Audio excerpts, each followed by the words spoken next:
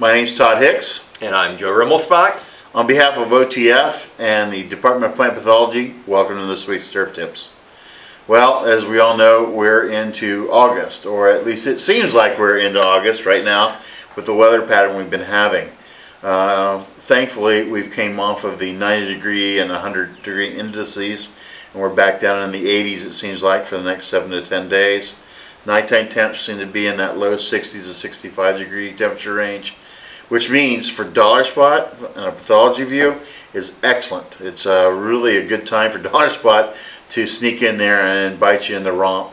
So make sure you're looking at your labels, shortening those windows down to the least amount of time you need. Make sure you're using a good strong rate. Don't try to go out weak with your rates on these chemicals because dollar spot will blow right through them. Seeing a little bit of brown patch in some of the areas.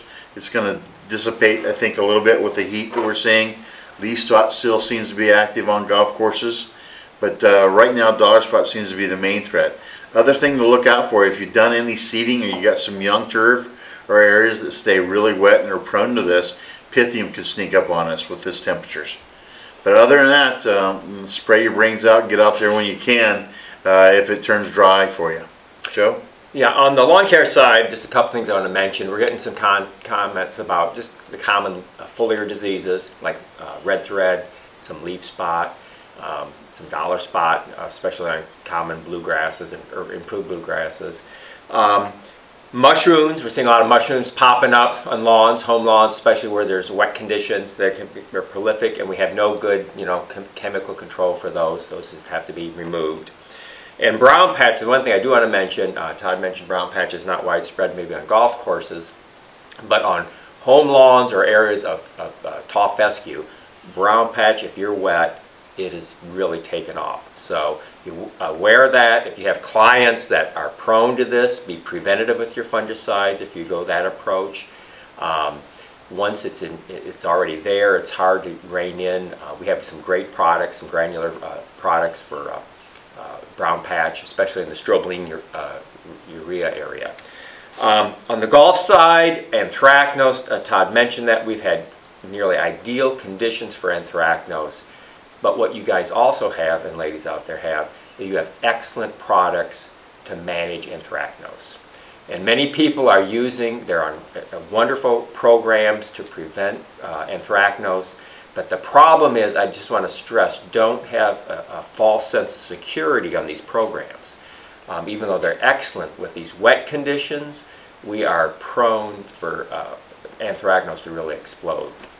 Along those lines, I want you just to really stress with wet conditions, things that can happen. So check your root system. With wet conditions, always monitor your root growth, your root depth, your root health, because it can really deteriorate with saturated soils.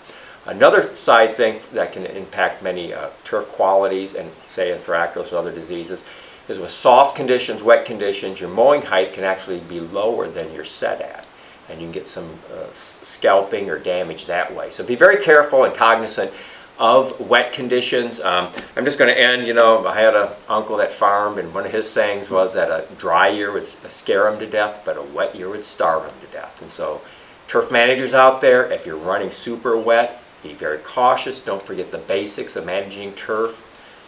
Even with excellent fungicides, you may not be able to spray your way out of this. So be cognizant of that and really manage turf to maximize health even in these poor conditions. Anything else, Todd? That's it. Remember, if you need some help, don't be afraid to give us a call or contact us, or if you have suggestions about our turf tips, let us know. We'd love to hear from you. Have a good week. Hope you stay afloat.